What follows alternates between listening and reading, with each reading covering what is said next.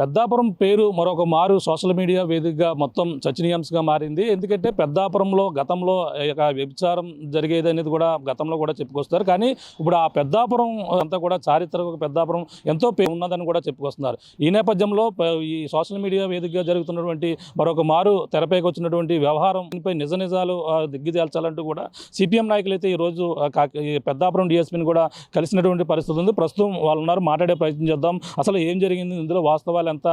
ఇప్పుడు పెద్దాపురంలో అటువంటి ఆనవాళ్ళు లేవని కూడా గత కొన్నాళ్ళ నుంచి కూడా చెప్పుకొస్తున్నారు. ఒక్కసారిగా పెద్దాపురం నుంచి ఎంతోమంది మహిళలు ఈ విధంగా ఇబ్బంది పడుతున్నారు, ఈ విధంగా తమ జీవితాలు నాశనం అవుతున్నాయంటూ కూడా సోషల్ మీడియా వేదికగా ఒక చర్చనీయాంశంగా మారింది. అందులో వాస్తవాలు ఎంత? ఇప్పుడు పెద్దాపురం వాసులైతే ఈ విధంగా జరిగిన దానిపై నిజాలన్నీ కూడా బయట పెట్టాలంటూ కోరుతున్నారు. ఇప్పుడు మాట్లాడే ప్రయత్నం చేద్దాం. చెప్పండి, ఏంటి ఈ పెద్దాపురం ఇప్పుడు మరొక మారు సోషల్ మీడియా వేదికగా చర్చనీయాంశంగా మారింది? నిజంగా ఇందులో వాస్తవాలు ఎంతవరకు ఉన్నాయి? మీరు పెద్దాపురం పేరు ఇప్పుడు అంతా కూడా సోషల్ మీడియాగా రచ్చ జరుగుతున్నటువంటి పరిస్థితి ఉంది. మీరు ఏం కోరుతున్నారు ఇప్పుడు పోలీసులు కలిసి? వాస్తవాల మీద నిగ్గు తేల్చమని చెప్పి పోలీసులను అడగడానికి వచ్చాం. వచ్చిన వీడియో మీద వాస్తవాలు ఏమున్నాయని చెప్పాలని చెప్పి డిఎస్పీ గారికి లేఖ ఇవ్వడానికి వచ్చాం. అంటే బాధిత మహిళ దాదాపు ఒక 47 నిమిషాల పాటు వీడియో చేశారు. ఆ వీడియోలో అనేక అంశాలని ఆ బాధిత మహిళ చెప్పింది. అంటే పెద్దాపురానికి ఉన్న చరిత్ర, పెద్దాపురం వారసత్వం ఉన్న చరిత్ర, స్వతంత్ర పోరాట వారసత్వం ఉంది, రాజుల వారసత్వం ఉంది, కవులకు సంబంధించిన వారసత్వం ఉంది, కళాకారుల వారసత్వం ఉంది. అంతేకాకుండా సామాజిక అంశాల మీద అలాగే సోషల్ యాక్టివిటీస్ని నిర్వహించడంలో మంచి పేరుంది. మరిడమ్మ అమ్మవారు దేవస్థానం మంచి పేరుంది. ఇలాంటి పేరున్న ఊరు పెద్దాపురం. అయితే రాజుల కాలం నుంచి కొంత జరిగిన మాట వాస్తవం, అది చరిత్రలో ఉన్నది. అయితే ఆ పేరుని బేస్ చేసుకొని ఇప్పుడు దానిని గతం నుంచి ఆ తర్వాత కానీ దానిని ఆ పేరును ఉపయోగించుకొని విచ్చలవిడిగా ప్రయత్నం చేయాలని ఒకటి జరుగుతుంది. దీన్ని అడ్డుకోవాలనేది మేము, ఆ వ్యభిచారాన్ని అడ్డుకోవాలనేది మేము సిపిఎం పార్టీగా గతంలో కోరాము, ఇప్పుడు కూడా కోరుతుంది. అయితే మేము డిఎస్పీ గారికి ఇప్పుడు ఇచ్చిన లేఖలో స్పష్టంగా మేము కోరింది ఏంటంటే, బాధిత మహిళ ఎవరైతే ఉన్నారో ఆవిడ స్పష్టంగా కొన్ని అంశాలని ప్రస్తావించింది. ఇది జనరల్ ఇష్యూ కన్నా పోలీసులకు సంబంధించిన అనేక అంశాలని ఆవిడ ప్రస్తావించింది. ఈ పెద్దాపురం పట్టణం నుంచి వ్యభిచార గృహాల దగ్గర నుంచి బయట ప్రాంతాలకు తీసుకెళ్తానని ఒకటి చెప్పింది. రెండోది, ఏవైతే లాడ్జిలు పేర్లు సామర్లకోటకు సంబంధించి కానీ కొన్ని అనేక ఊర్లకు సంబంధించి అనేక లాడ్జిల పేర్లు చెప్పింది. అనేక మంది పోలీసులు జిల్లా దగ్గర నుంచి పెద్దాపురం వరకు అనేక మంది పోలీసులు అక్కడికి వస్తున్నారని చెప్పింది. అసలు ఒక పోలీసు వ్యవస్థలోనే నిర్మూలన చేయాల్సిన, వ్యభిచారాన్ని కట్టడి చేయాల్సినటువంటి పోలీసు వ్యవస్థలోనే ఇలాంటి అనేక లోపాలు ఉంటే దాన్ని కట్టడి చేసేది ఎవరు ఇంకా? అందుకని చెప్పి దాని మీద నిజ నిర్ధారణ చేయాలని చెప్పి దాని మీద తక్షణం ఒక కమిటీ వేసి జరపాలనేది మేము కోరుతుంది. అది పోలీసుల నుంచి కమిటీ వేసి జరిపితే అది సాధ్యమయ్యే పని కాదు. అందుకని మేము ప్రభుత్వాన్ని కూడా, మా హోంమంత్రి గారు కూడా మేము లేఖ పంపించబోతున్నాం. మేము కోరేది ఏంటంటే, ఏమైనా సిట్టింగ్ జడ్జితో విచారణ జరిపించాలి. ఆ విచారణ జరిపిస్తేనే దీని మీద నిగ్గు తేలుతుంది అనేది మేము కోరేది. ఎవరైతే పోలీసులు అధికారులు ఇన్వాల్వ్ అయి ఉన్నారో వాళ్ళ మీద ప్రభుత్వం నుంచి ఇప్పుడు ఈ వీడియో వచ్చిన దాని నుంచి కూడా ఇప్పుడు దాకా ఏం చర్యలు తీసుకున్నారో నుంచి పోలీసుల నుంచి ఒక్క మాట కూడా రాలేదు. ఏమి జరుగుతుంది, అది ఏం జరిగిన సంఘటన మీద అనేది కూడా ఇప్పుడు దాకా పోలీసులు మీడియా ముందుకు రాలేదు, ఎక్కడ మాట్లాడలేదు. అలా స్తబ్దతగా పెట్టుకొచ్చి పుకార్లు విస్తృతం అవ్వకుండా ఉండాలి అని అంటే, వ్యాప్తి చెందకుండా ఉండాలంటే ముందు పోలీసులు నోరు విప్పి మాట్లాడాలా. ఆ మాట్లాడితేనే ఆ పుకార్లన్నీ ఆగుతాయి. ఆ ప్రయత్నం చేయకుండా దాన్ని అలా గుట్టు చప్పుడు కాకుండా పెట్టు కూర్చున్నారు. పొగ వస్తే రానివ్వండి, మంట వస్తే రావండి అన్నట్టు వ్యవహారం చేస్తే ఇది సాధ్యం కాదు. కనుక పోలీసుల నుంచి మేము కోరేది, తక్షణం ఆ బాధిత మహిళ ఏమేమైతే చెప్పిందో దాని మీద తక్షణం ఎంక్వైరీ చేయాలని చెప్పి మేము కోరుతాం. దాని మీద నిజ నిర్ధారణ చేయాలి. అది కూడా సిట్టింగ్ జడ్జి ఎవరైతే ఉన్నారో వాళ్ళతో చేయాలని మీ సిపిఎం పార్టీ డిమాండ్. అంటే గ్రౌండ్ రియాలిటీ గడిచిన కొన్ని 20 సంవత్సరాలు 10 సంవత్సరాలు అసలు ఎటువంటి ఆనవాళ్ళు కూడా లేవని అన్నారు. అటువంటి అన్నీ కూడా కనుమరుగు అయిపోయాయని కూడా పెద్దాపురం కూడా చెప్తున్నారు. మీరు చెప్పినట్టుగా చారిత్రక ఆనవాళ్ళు ఎన్ని ఉన్నాయి, అలాగే స్వతంత్ర సమయోధులకు సంబంధించిన ఆనవాళ్ళు ఎన్ని ఉన్నాయి. కానీ ఇప్పుడు పెద్దాపురం అనేది గతంలో లాగా మళ్ళీ ఇప్పుడు పునరావృతం ఇంకా జరుగుతున్నాయి అనేది కూడా చెప్పుకొస్తున్న పరిస్థితి. ఆ బాధిత మహిళ చెప్పిన విషయాలన్నీ కూడా చూస్తుంది. ఎలా చూడాలంటే, బాధిత మహిళ చెప్పిన విషయాల్ని మనం జడ్జి చేయలేం. ఆ అమ్మాయి అనుభవించిన బాధ అది.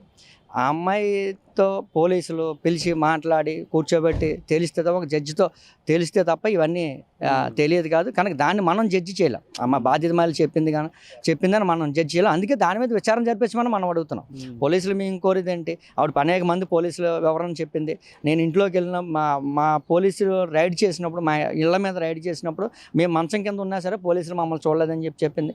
అనేక మంది పోలీసులు వస్తున్నారని చెప్పింది. చిన్నపిల్లల్ని ఎవరైతే ఉన్నారో ఆ చిన్నపిల్లల కోసం వస్తున్నారు అన్నట్టు కూడా ఆవిడ చెప్పింది. దీని మీద విచారణ జరపమని మేము కోరుతుంది.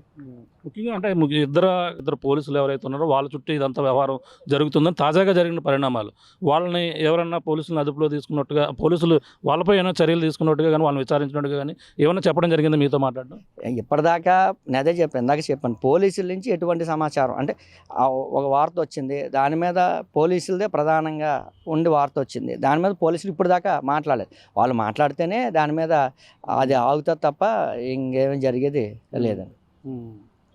సిపిఎం పార్టీగా ప్రధానంగా డిమాండ్ చేసేది, ఎవరైతే ఇలాంటి వృత్తిలో దింపడానికి ప్రయత్నం చేస్తున్నారో వాళ్ళు ప్రధానంగా ఆర్థిక ఇబ్బందులతో ఇందులో దిగుతున్నారు.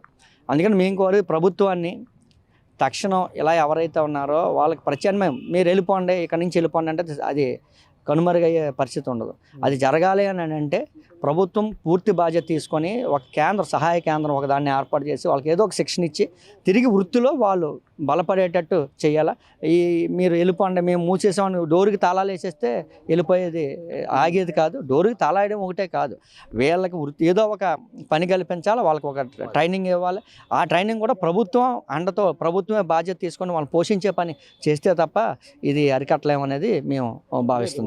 గ్రౌండ్ రియాలిటీగా లేదు కదా, ఇప్పుడు ఎక్కడ కూడా కనబడతలేదు అంటారు. ఉన్నాయి అక్కడెక్కడనే గ్రౌండ్ రియాలిటీగా లేవు, మనం కూడా మాట్లాడుకుంటున్నాం. కానీ బాధిత మహిళలు వచ్చిన తర్వాత ఉన్నాయని చెప్పింది.